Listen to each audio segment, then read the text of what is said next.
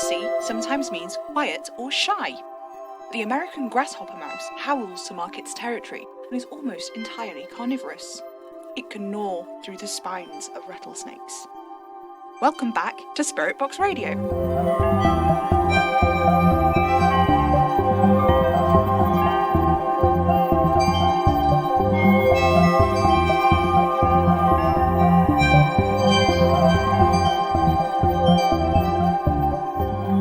Faithful listeners, welcome back for the first time to the newly minted Spirit Box Radio Enlightenment segment, where we learn and grow as a community of like-minded arcanists.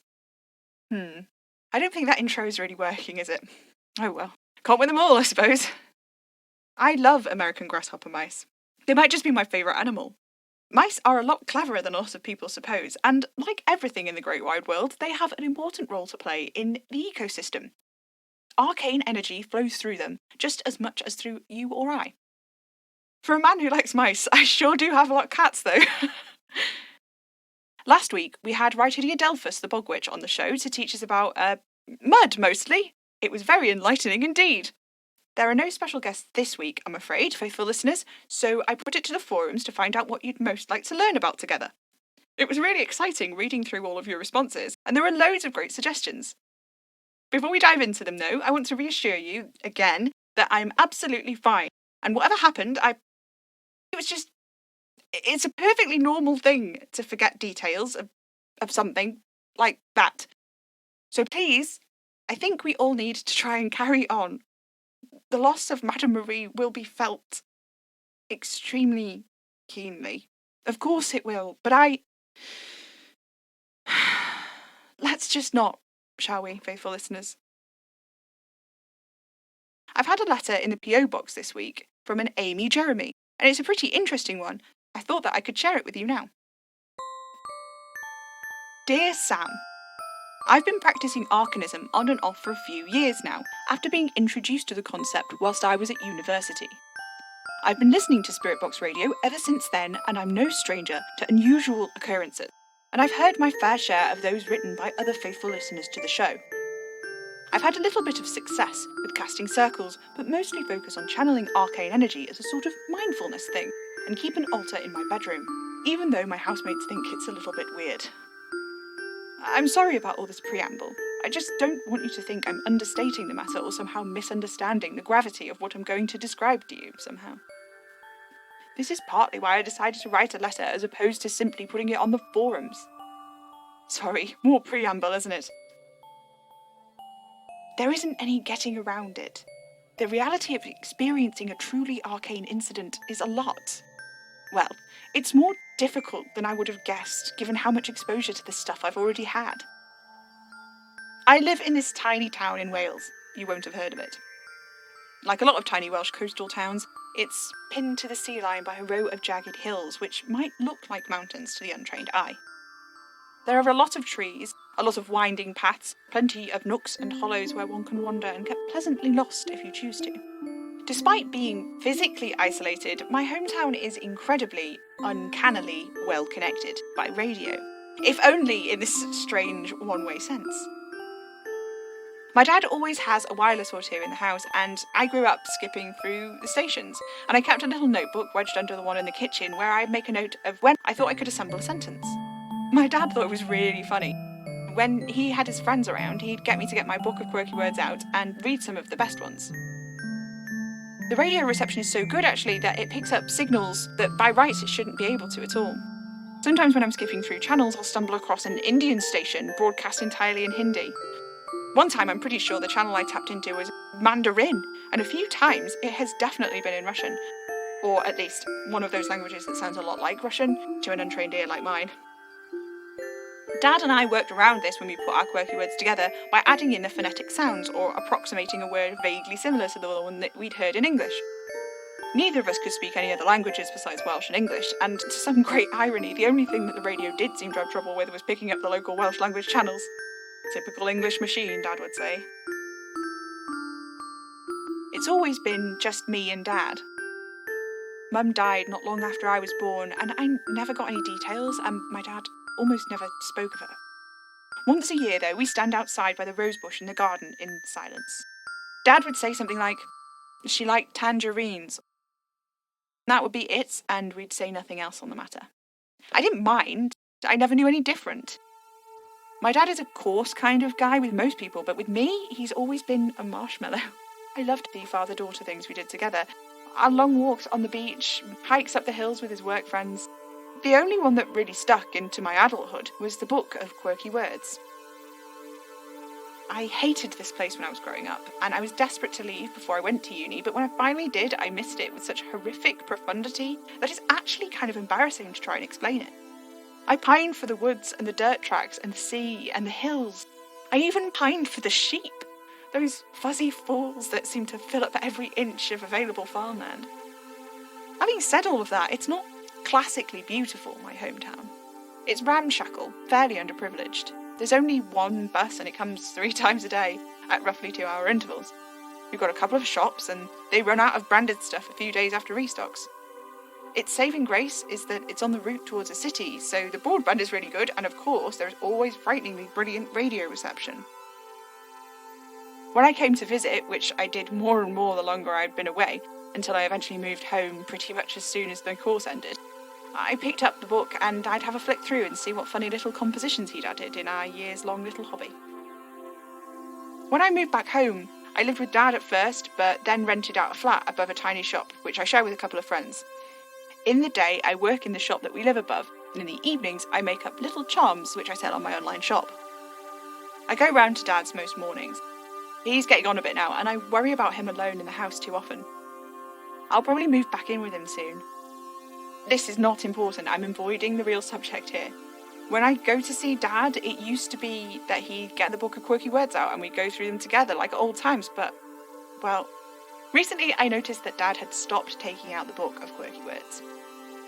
I bring it up and he'd get all flustered and wouldn't meet my gaze. It was right there on the windowsill in the kitchen under the wireless, where it has always been, but he didn't seem keen for whatever reason. I didn't think much of it. A couple of weeks ago, though, he was out of the house when I came around. I let myself in, put on the kettle, and as I stood in the window, I thought, I'll have a look and see what's been going on. The book was completely full. This is not some tiny notebook either. It's a big, chunky thing with at least 400 blank pages. Dad and I both have pretty cramped handwriting, so even though we've been writing in there for years, we were still ages off actually filling the thing. The first few pages, where my handwriting is in childish round shapes, were covered by my dad's anxious tiny scrawl. I could just make out the words underneath the new ones, but they were almost completely hidden. I didn't notice it at first because it wasn't all in English. In his tiny cramped handwriting that now filled every page of the book, Dad had written, On idet, ilarive, diadetan, carare wa kimasu, ismodus, han koma, tol idvaya, uwasau oya, gelya, te iri baina. The phrases were short, sometimes one word, and each one was separated out by quotation marks.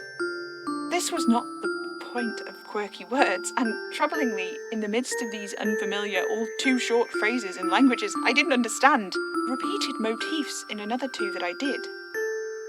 Mein dod, he is coming. Onidet, ilarive, diadatang. Kare wa kimasu, ismodis, hankoma, tal idya. Uasau, ola, gelya, te iri baina. I was so busy flicking through the hundreds and hundreds of crammed-in pages, I hadn't heard my dad come in, so I jumped when he said, they all say the same thing. And I just sort of stared at him. I didn't know what to say. The phrases all say the same thing, Amy. They all say he is coming. I asked how he could possibly know that, and he just shrugged. I just do. He sat down at the table. The only time I'd seen him with that look in his eye was when he took me into the garden to look at Mum's roses. He told me it started a few months ago. He was flicking through the channels when he heard something that wasn't exactly familiar, but sent a shiver of recognition down his spine. I've heard people talking about sensations like this. I only really dabble in arcanism, I wouldn't describe myself as a witch or a psychic, or particularly predisposed to sensing the arcane, but you bet I have a trained enough ear to pick up when someone is describing a brush with arcane forces. Dad would never describe it like that. He thought, at first, that he might be losing his mind, succumbing to dementia, like so many of his friends were beginning to. But it happened again and again. He felt compelled to take a note every time. Not speaking in these languages, not even knowing which languages they were, he couldn't understand how he could possibly know what it meant. Then Dad drew this long, shaking breath and stood up. He opened the kitchen drawer, one previously filled up with batteries, spare nails, bits and bobs, and pulled it free of the counter. He placed the whole drawer on the table in front of me. It was brim full of envelopes, all shapes, sizes and colours. They had too many stamps on, from all over the world. They smelled of dust and metal. I peered into the one on the top of the pile. A lock of hair. I peered into another, a few small matching buttons. Still another held a small cluster of what I thought at first were fish bones, but on closer examination were tiny, narrow strips of fingernail. Another had a few scattered eyelashes, like spiders' legs clinging onto the paper. More buttons, scraps of cloth, fingernails, strands of hair, and then, at the back of the drawer, in the only envelope that was upright, evidence perhaps that it had been shoved there, was an envelope which held 2 rings. "They're your mum's," said Dad, quietly. I started to ask, but wasn't she buried in them? And he cut me off to say that yes, she was. There was a long silence. I don't know why I asked it. I don't really know why I hadn't asked it before, or why it was so easy for the words to spring to my lips in that one long silence. I said, "Why don't we ever go to the grave?" Dad shook his head. "We do," he said. "The roses." Dad didn't say anything else. He made me a cup of tea and we sat in silence. I have a feeling there is a chance somehow that this is connected to this man that you keep talking about on the radio. As for the answers to my many questions, I don't think any I could feasibly get would make things any better. But I thought you should know, in case the message is for you somehow. He is coming. For some reason, the moment I saw the words in the book, I thought of you, Sam. So perhaps he's coming for you. Sincerely, Amy Jeremy. There are some things that decently connect Amy's story to the man in the flat cap, but of course those links are pretty tenuous, you know? A rose bush in the garden is far more ordinary an occurrence than a disappearing rose like the ones I have heard in other people's stories. As for the messages your father was hearing, Amy, it seems like you've been accidentally using your radio like a spirit box your whole life. Isn't that interesting? As you've not included any further details about your mother, it's hard to draw any conclusions as to whether or not she would have had a connection with the man in the flat cap. You didn't even mention how she died, though, of course, being buried in the back garden rather than anywhere proper doesn't suggest anything good. I hope this isn't weighing too heavily on you, Amy, though I'm sure that it must. Of all the things to be asked to give advice on, interpreting messages from a spirit box is something I actually have a lot of experience attempting to do. Of course, having been doing this on my own with pretty much no input from anyone else, the actual efficacy of these interpretations is... Oh, a call! How exciting! Hi, Beth. You are live on Spirit Box Radio. What can I do for you? You knew it was me? Of course. What were you calling about today? Oh, right. Well, it's just, I've had this sort of feeling, this deep, creeping sense of unease. I think something bad's going to happen. You think this is some kind of premonition? I don't know. Maybe. It started the other day, I think. Last week when I was listening to the show and you said there hadn't been an episode live for weeks, and it occurred to me, I swear it was only the day previous I was listening to you, Sam. Maybe you were listening to a recording. You can find them online. No, it was live. It's the weirdest thing. It's like, whenever the show isn't airing, I just don't... I don't know. It's really weird. I'm sorry, Beth. I'm afraid I'm having a hard time understanding what you're saying. I am too. It's the strangest thing because I swear I was doing something before I started listening to the show this evening, but I couldn't tell you what it was. Not for anything. It really is the weirdest thing I've ever experienced in my life. Do you hear that? No, what are you talking about? It's sort of scratching, scraping almost, like stones passing over one another. I don't hear anything. Beth? Hello, Beth? Beth, are you still there? Sam, you're breaking up. Beth? Hello? Sorry. I don't know what happened. Are you alright? Yeah, I'm fine, I think. Don't know what that was. As long as you're okay, Beth. That's the most important thing. Thanks, Sam. You were trying to explain something. Yeah, right. I actually feel better now. Well, the feeling is gone. The dread or whatever. I'm fine. Okay, if you're sure. I am. Well, you know where we are if you need us. Bye, Sam. Bye. How strange. How strange. Well, no point dwelling on it, I suppose. Now, what was I saying? Right. Interpreting spirit box messages. It can be quite difficult, but you've got quite a lot to work with in that you can, to an extent, designate actual words. Longer sentences are a bit more useful, but "he is coming" will certainly do as a baseline, especially if you've had so many repetitions of the same thing. Messages from spirits of any kind, ghosts, wraiths, and even simple echoes, can be elusive and a little vague, so "he is coming" is at least somewhat specific in its phrasing, although the meaning could be a little ambiguous, admittedly. It's not like when I get messages telling me where I've left my keys, or, well, whether or not to take an umbrella with me. You know, when Madame Marie was still... when she was with us, I'd get messages when she was asleep, so I could sneak out of my room and sit on the low wall in the garden to gaze up at the moon. The trick to understanding arcane messages is to stop acting like it's going to line up with logic or sensibility. Ghosts, ghouls, malevolences, they're all shaped by arcane forces, and the whole thing with the arcane is that it cannot be reasoned with or rationalised. It resists it, actively.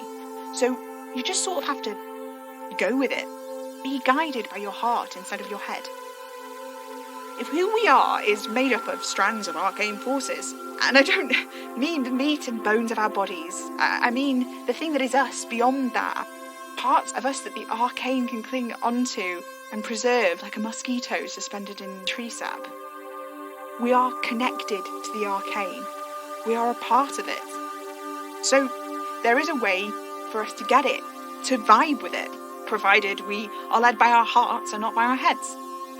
Again, not our literal hearts, of course, our metaphorical ones, the symbolic ones, you know. Anyway, I hope that's helpful to you, Amy. Thanks for tuning in tonight, faithful listeners. Remember, if you're using our Spirit Box service, post on the forums to avoid any confusing mix-ups. Arcane messages are hard enough to interpret as it is. This has been the Spirit Box Radio Enlightenment segment. I've been your host, Sam Enfield. I bid you a restful night.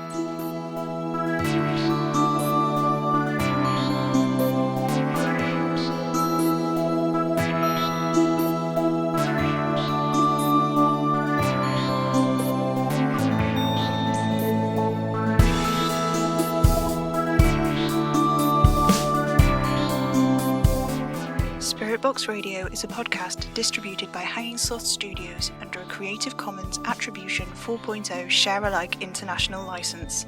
It was created by me, Pippin Ada Major, the voice of Sam Enfield. Music is by Maybe Wednesday. If you like the show, let us know on Twitter at Hanging Sloths or stop by our website hangingslothstudios.com. If you'd like to help us keep making Spirit Box Radio, you can send us a tip on ko-fi.com/hanging sloths or become a slothling on Patreon at patreon.com/hanging sloth studios, where you can get early access to episodes, plus loads of other great rewards.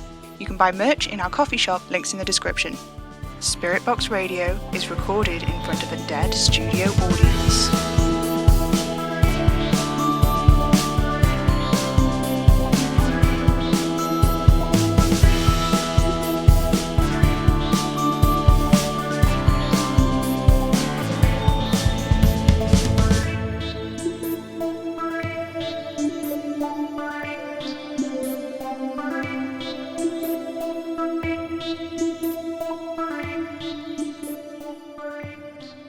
Tune in, get spooky.